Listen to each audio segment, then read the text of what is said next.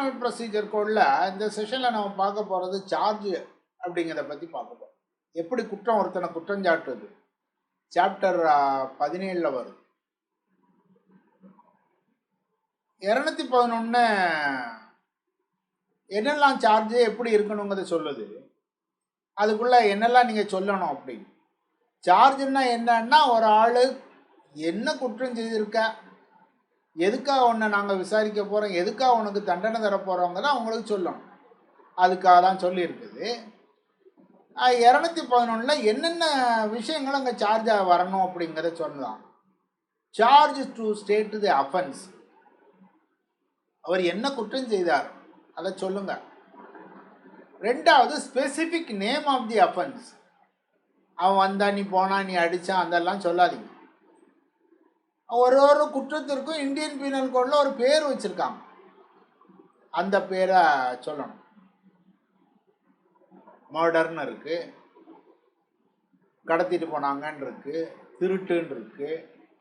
அதில் திருட்டு, வீட்டில் திருட்டு அப்படின்னு பிரித்து பிரித்து வச்சுருக்காங்க. தெஃப்ட் இன் டுவெல்லிங் ஹவுஸ், தெஃப்ட், இந்த மாதிரி நிறைய இருக்குது. அப்போ அதனோட ஸ்பெசிஃபிக் நேம் என்ன, அந்த அஃபென்ஸுக்கு அந்த குற்றத்தோட பேர் என்னன்னு நீங்கள் சொல்லணும். அப்போது அதில் பேர் இல்லையா என்ன செய்ய, சில குற்றங்களுக்கு பேர் இல்லை. அப்போ அந்த விஷயங்களை அப்படியே நீங்கள் தெரிஞ்ச மாதிரி எழுதுங்க. அப்படி உதாரணம் என்னன்னா, ஒரு பப்ளிக் ப்ராப்பர்ட்டியை விற்கிறத தடுக்காம, இது ஒரு அஃபென்ஸ். அப்போ என்ன செய்யணும்னா அதை அப்படியே நீங்கள் சொல்லணும். Section 184 of Indian penal code என்ன அஃபென்ஸ்னா, intentionally obstructing a sale of property offered for sale by the lawful authority of public servant. இதை நீங்கள் அப்படியே சொல்ல வேண்டியதுதான். அப்போது பேர் இருந்தால் பேரை சொல்லுங்கள், இல்லாட்டா அதில் என்ன டீட்டெயில் இருக்கோ அந்த மாதிரி எந்த அஃபென்ஸுங்கிறத நீங்கள் சொல்லணும். அப்படிங்கிற ஸ்பெசிஃபிக் நேம் இல்லாமல் இருந்தால். 4வது மென்ஷன் த செக்ஷன்ஸ், எந்த செக்ஷன் படி உங்களை சார்ஜ் பண்ணுதோ அங்கே சொல்லணும். அப்படி நம்ம ஒரு செக்ஷனை சொல்லியாச்சுன்னா வாட் இஸ் இம்ப்ளைடுன்னா, அந்த செக்ஷனில் இருக்க லீகல் கண்டிஷன்ஸ் எல்லாமே அங்கே இம்ப்ளை ஆகிருக்குன்னு அர்த்தம். எப்படின்னா, நம்ம மர்டர் அப்படின்னு சொல்லுதோம், அவர் மர்டர்னு அப்படி ஒரு சார்ஜ் கொடுத்தாச்சுன்னா அந்த மர்டருங்க செக்ஷனில் சில எக்ஸப்ஷன்ஸ் இருக்குது, சில எக்ஸ்ப்ளனேஷன் இருக்குது, சில ப்ரொவிஷன்ஸ் இருக்குது, எல்லாமே இருக்குது. அதாவது நீ எக்ஸப்ஷன்ஸில் வரல, அங்கே சொல்லியிருக்க மாதிரிலாம் வருது. ஆல் த லீகல் கண்டிஷன்ஸ் எல்லாம் அங்கே ஒத்து போகுது நீ செய்த குற்றத்தோடு அப்படின்னு இருக்கு. வேறு பெரிய உதாரணம் வேண்டாம். ஒரு செக்ஷன் 378 தெஃப்ட்னு இருக்கு. தெஃப்ட் இந்தியன் பீனல் கோடில் என்ன சொல்லுது, whoever intending to take dishonestly any movable property out of possession of any person without the person's consent moves the property. அப்போ ஒரு ஆளை தெஃப்ட் அப்படின்னு நம்ம சார்ஜ் பண்ணி செக்ஷன் 378 வச்சிட்டோம்னா என்ன அர்த்தம், அவர் டிஸ்ஹானஸ்ட்லி ஒரு தவறான நோக்கத்தோட ஒரு மூவபிள் ப்ராப்பர்ட்டியை அடுத்தவனுடைய பொசஷனில் இருந்து எடுத்தார், அவனோட கன்சென்ட் இல்லாமல் எடுத்தார், அதை கொண்டு போயிட்டார். அப்போ ஒரு பொருள் தெஃப்ட்னா நம்ம சாதாரணமாக ஒரு திருட்டுன்னு மட்டும்தான் சொல்லுதோம். ஆனால் திருட்டுன்னு சொல்லக்கூடியதுக்கு இத்தனையும் இருக்கணும். டிஸ்ஹானஸ்ட் இன்டென்ஷன் இருக்கணும், அங்கே ப்ராப்பர்ட்டி மூவபிள் ப்ராப்பர்ட்டியாக இருக்கணும், அவருடைய பொசஷனில் இருக்கணும், அவருடைய பொசஷனில் இருந்து இவர் எடுத்திருந்துருக்கணும், அங்கே கன்சென்ட் இல்லாமல் இருந்திருக்கணும், எடுத்த ப்ராப்பர்ட்டியை வெளியே கொண்டு போயிருக்கணும். இவ்வளவு விஷயங்கள் இருந்தால் தான் அது ஒரு தெஃப்ட், அது ஒரு திருட்டு. அப்போ நம்ம திருட்டுன்னு ஒரு சார்ஜ் போட்டாச்சுன்னா செக்ஷன் 378 படி நீ திருட்டு செய்திருக்க அப்படின்னு சொன்னால் வாட் இஸ் இம்ப்ளைடு, என்னெல்லாம் implied, dishonest implied, movable property எடுத்தான்னு இம்ப்ளைடு, பொசஷனில் இருந்து எடுத்தான்னு இம்ப்ளைடு, அவர் வெளியே கொண்டு போனார், இது எல்லா விஷயங்களும் இருக்குது. இதை தான் அதில் சொல்லும். இதெல்லாம் இம்ப்ளைடு கண்டிஷன் ஒரு செக்ஷனை போட்டாச்சுன்னா அப்படின்னு. அடுத்தது language, the charge shall be written in the language of the court. என்ன லாங்குவேஜ் கோர்ட்டுக்கோ அதில் இருக்கணும். நம்ம கோர்ட்டில் தமிழ் லாங்குவேஜாக இருந்தால் தமிழ், இங்கிலீஷாக இருந்தால் இங்கிலீஷ், மகாராஷ்டிரா இருந்தால் மராட்டியானா மராட்டி. அப்படி இதெல்லாம் போக ப்ரீவியஸ்லி கன்விக்டடாக இருந்தால் அதுவும் கூட சார்ஜில் செய்யணும். நீ இதுக்கு முன்னால் 2 தடவை திருட்டு பண்ணியிருக்கு, இது 3வது திருட்டு அப்படின்னு சார்ஜில் எழுதுவோம். இது இம்பார்ட்டன்ஸ் இல்லை. எது வரைக்கும்னு சொன்னால் அந்த சார்ஜ் ப்ரூவ் ஆகுது வரைக்கும். இது எதுக்காக வருதுன்னு சொன்னால் சில திருட்டுக்கு சில அஃபென்ஸுகள் ரிப்பீட்டராக இருந்தால் இந்தியன் பைனல் கோடில் அஃபென்ஸை கூட்டிக்கிட்டே போகிறாங்க. முதல் தடவை செய்தியா 2 வருஷம் உள்ளரு, 3வது தடவை செய்தியா நீ 5 வருஷம் உள்ளரு அப்படின்னு சில அஃபென்ஸுகளுக்கு பனிஷ்மெண்ட்டுடைய சிவியர் பனிஷ்மெண்ட்டு வருது. அதுக்காக நம்ம என்ன சொல்லுதோம், இப்போவே சார்ஜிலேயே நீ இதெல்லாம் முன்னாலேயே செய்திருக்க, இப்போ நீ திரும்ப செய்திருக்காங்கிறதையும் கூட சொல்லணும். ஆனால் இதை ப்ரூஃப் பண்ண வேண்டாம். எப்போ ப்ரூஃப் பண்ணணும்னா திருட்டுங்கிறது ப்ரூஃப் ஆகிட்டா அப்போ இதை ப்ரூஃப் பண்ணி இவன் ஏற்கனவே திருடி இருக்கான், அதனால் ஐயா நீங்கள் மேக்ஸிமம் தண்டனை இவனுக்கு கொடுக்கணும் அப்படின்னு கேட்கலாம். அவன் அல்ல ஐயா நான் இதுக்கு முன்னால் கோர்ட்டாட்ட சொல்லுவது இதுக்கு முன்னால் திருடவே இல்லை, தப்பான தகவலை உங்களுக்கு கொடுத்துருக்காங்க, நான் இது முதல் தடவை தெரியாமல் செய்துட்டேன், குறைஞ்ச தண்டனை கொடுங்கன்னு கேட்பேன். அப்போ ப்ரீவியஸ் கன்விக்ஷனை பற்றி கொடுக்கக்கூடிய விஷயம் only for the purpose of punishment. இது போக இதில் ஏதாவது ஸ்டேட்மெண்ட் விட்டு போச்சுன்னாலும் கோர்ட்டாருக்கு உரிமை இருக்குது, எந்த நேரம் வேணாலும் அதை சேர்த்துக்கிடலாம். இப்போ 1-2 எக்ஸாம் இல்லஸ்ட்ரேஷன் கொடுத்துருக்காங்க, அது பார்க்கலாம். A is charge to the murder of B அப்படின்னு சொன்னால் என்ன அர்த்தம்னா, மர்டருக்கு டெஃபனிஷன் கொடுத்துருக்க செக்ஷன் 299 300க்குள்ளேயும் நீங்கள் வாரீங்க, ஜென்ரல் எக்ஸெப்ஷனுக்குள்ளே வரல. செக்ஷன் 300ல் கொடுத்தக்கூடிய 5 எக்ஸெப்ஷன்லையும் வரல. இப்படி எந்த விதமான எக்ஸெப்ஷன்லையும் உங்கள் செயல் வரலங்கிறது அர்த்தம். A is charged with section 184னா intentionally obstructing sale of property offered for sale by the lawful அத்தாரிட்டிங்க விஷயம் வருது. 2 கேஸுகளை பார்க்கலாம். State of AP versus Thakkidiram Reddy. இதில் செக்ஷன் 148ல் அவனை சார்ஜ் பண்ணாங்க, rioting armed with deadly weapon, கலவரம் பண்ணாங்க. ஆனால் விசாரித்து வரும்போது செக்ஷன் 302 சார்ஜ் பண்ணியிருந்தாங்க, கொலை குற்றம் கூட அங்கே நடந்திருக்குன்னு. விசாரித்து வரும்போது செக்ஷன் 149 அன்லாஃபுல் அசம்பிளி அப்படிங்கிற செக்ஷனில் போய் தண்டனை கொடுத்தாங்க.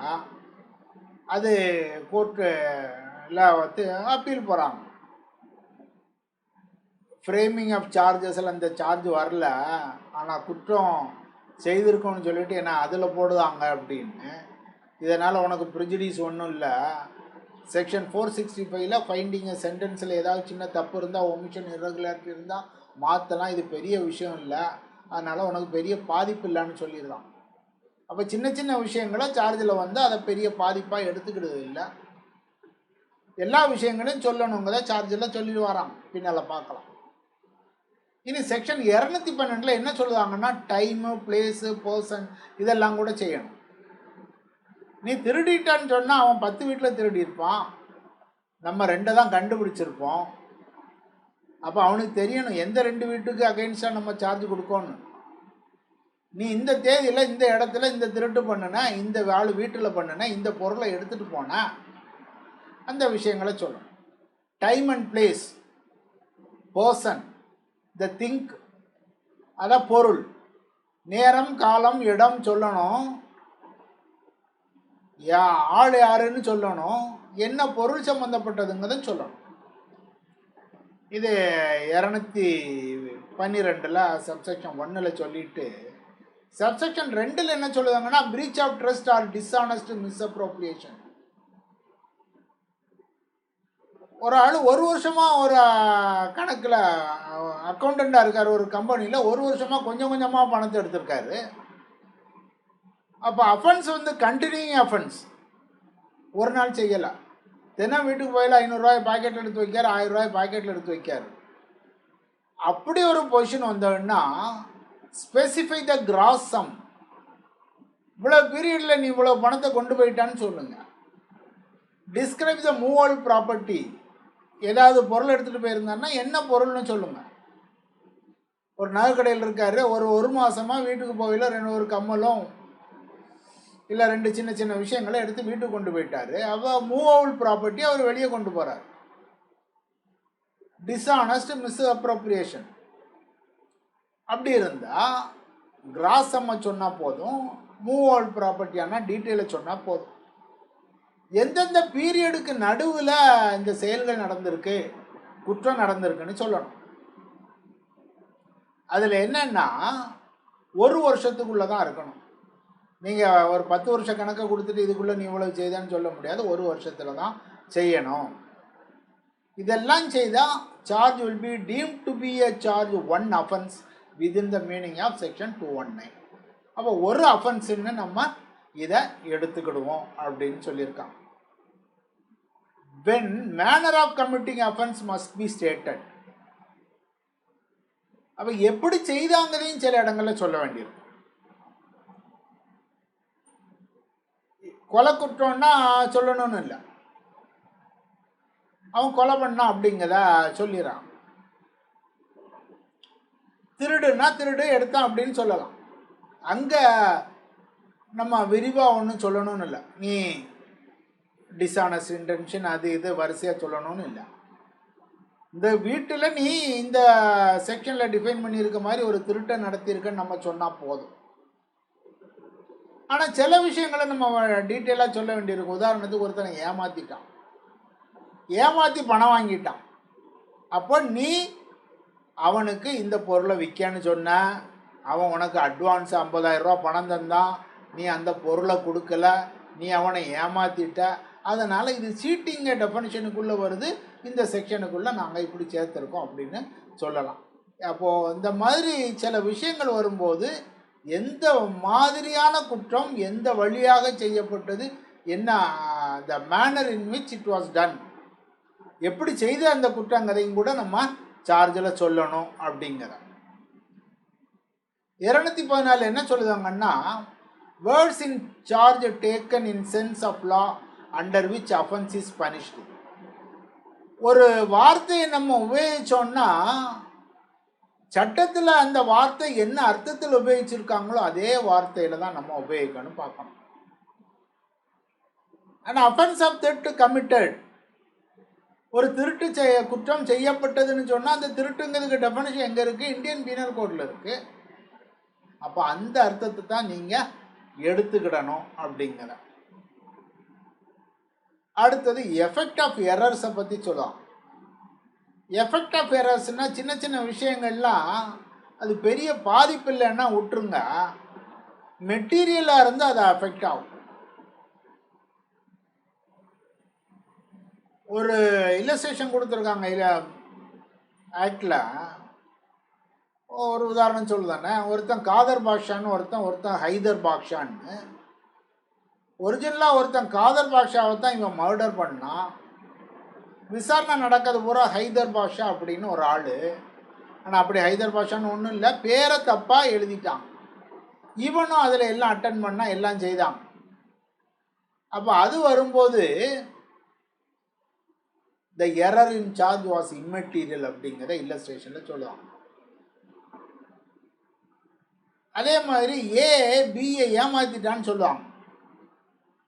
ஏ பியை ஏமாற்றிட்டாங்க, ஆனால் சார்ஜ் கரெக்டாக எழுதலை, அது தவறுதலாக இருக்கு. ஒரு செக்ஷனை மாற்றி எழுதியிருக்காங்க, இந்த விஷயங்களை மாற்றி எழுதியிருக்காங்க. ஏ என்ன செய்தார்? வந்து எவிடன்ஸை கொண்டு வராரு, விட்னஸை கூட்டிகிட்டு வராரு. அவர் நான் தவறு செய்யலை, நான் ஏமாற்றலை, நான் திருட்டு போகல அப்படிங்கிறத அவர் சார்ஜுக்கு அகைன்ஸ்டாக உள்ளதா நிறுத்துதார், டிஃபென்ஸுக்கு வந்துட்டார். பின்னால் வந்துட்டு நீ டிஃபென்ஸ் கொண்டு வந்த சரியில்லை, இந்த குற்றம் நிரூபிக்கப்பட்டதுன்னு சொல்லும்போது ஐயா சார்ஜ் ஷீட்டு சரியாக போடலை, அதில் இது விட்டு போயிருக்குன்னு சொல்ல முடியாது. ஏன்னா சீட்டிங் அப்படிங்கிறத ப்ரூவ் பண்ணியாச்சு. இப்போ சார்ஜ் ஷீட்டு தப்புங்கிறத சொல்ல முடியாது, அது மெட்டீரியல் இல்லை அப்படின்னு. ஏன்னா அவர் எல்லா செயல்களையும் அவர் செய்திருக்கார். ஒரு விஷயம் தவறுதலாக இருக்கா, சார்ஜ் சரியில்லையாங்கிறத கோர்ட்டு முடிவு பண்ணுவாங்க. அது மெட்டீரியல் எரரா, மெட்டீரியல் எரராக இருந்தால் என்ன செய்யணும், திரும்ப ஆரம்பத்திலிருந்து தொடங்கணும். இல்லை இம்மெட்டீரியல், இது ஒன்றும் இல்லை, இந்த சார்ஜில் இது வரைக்கும் வந்துட்டோம், இனி இந்த சார்ஜையும் சேர்த்து வச்சுக்கிடுவோம், வேணுமான 2 சார்ஜை கூப்பிட்டா விசாரிச்சுக்கலாம் அப்படின்னு செய்யலாம். 216 court May alter the charge, alter or add any time before the judgment is pronounced. Judgment சொல்லுவதுக்கு முன்னால் சார்ஜை மாற்றிக்கிடலாம். ஏற்கனவே இந்த சார்ஜில் போட்டோம், இப்போ இந்த சார்ஜை கொண்டு வரோம், அதை அவங்க என்ன செய்யலாம், அக்யூஸ்டுக்கு இப்படி ஒரு சார்ஜில் போட்டோம், ஆனால் இன்னைக்கு நிலைமைக்கு இந்த சார்ஜ் வந்துட்டு அப்படின்னு. உதாரணம், ஒரு சார்ஜ் போடுவாங்க, அடுத்தவனை அடித்தான் அப்படின்னு சார்ஜ் போட்டாங்க, சார்ஜ் போட்டு நடந்துக்கிட்டு இருக்கு, அந்த ஆள் செத்து போயிட்டார். இப்போ என்ன செய்யணும், சார்ஜை மாற்றணும். அஃபென்ஸ் மாறி போச்சு, அவர் இறந்துட்டார். இவரோட செயல் எந்த குற்றத்துக்காக நம்ம செய்தோமோ அதே செயல் காரணம் அங்கே அடிஷ்னலாக ஒரு அஃபென்ஸும் கூட வந்துட்டு.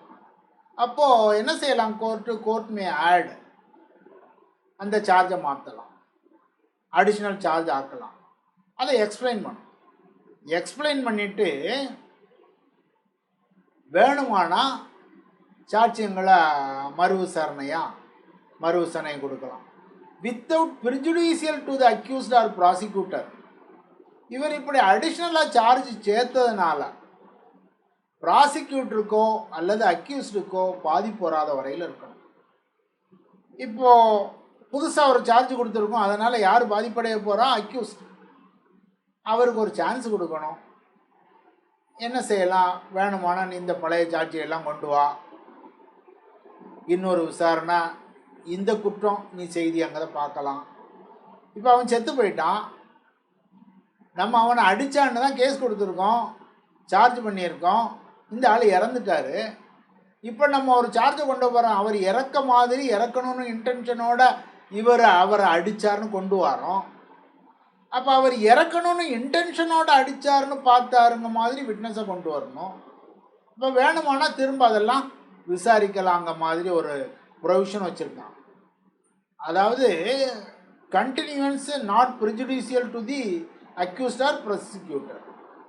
அதே இதை இருந்தால் அடுத்தவனுக்கு பாதிப்பு இல்லாத வகையில் நீங்கள் தொடருங்க அப்படின்னு. இப்போ ஒரு கேஸ் நடந்துக்கிட்டு இருக்கு, ஒரு சாங்ஷனை வாங்கிட்டு நம்ம செய்தோம், இங்கே போய் ஒரு அடிஷ்னலாக ஒரு சார்ஜ் கொண்டு போகிறோம். ஒரு கரப்ஷன் கேஸு போலீஸில் கேஸ் எடுத்திருக்காங்க, அவர் கவர்மெண்ட் ஆஃபீஸரு பெர்மிஷன் வாங்கி இந்த சார்ஜுக்காக நாங்கள் இவனை அரெஸ்ட் பண்ணியிருக்கோம், இதை கேஸை நடத்தோன்னு சொல்லுவாங்க, நடந்துக்கிட்டு இருக்கு. இப்போ அடிஷ்னலாக ஒரு சார்ஜ் வருதுன்னு சொன்னால் நீங்கள் அடிஷ்னலாக ஒரு பெர்மிஷன் வாங்கணும் அப்படிங்கிற செக்ஷன் 216(5) சொல்லுவோம். Recall of witnesses when charge is altered section 217. இதைத்தான் நான் ஏற்கனவே சொன்னேன். தேவைப்பட்டால் ரீகால் பண்ணி அந்த விட்னஸ்களை விசாரிக்கலாம். இது போக ஃபர்தர் விட்னஸ் வேணும்னு கோர்ட்டு நினச்சாலும் ஃபர்தர் விட்னஸை கூப்பிடலாம். ஆனால் ஒன்று, recall of witness just to delay the ப்ரொசீடிங்ஸ்னு சொன்னால் கோர்ட்டு சம்மதிக்க மாட்டாங்க அப்படிங்கிற சார்ஜஸ். இனி ஜாயிண்டர் ஆஃப் சார்ஜஸ்ங்கிறத அடுத்த செஷனில் பார்க்கலாம்.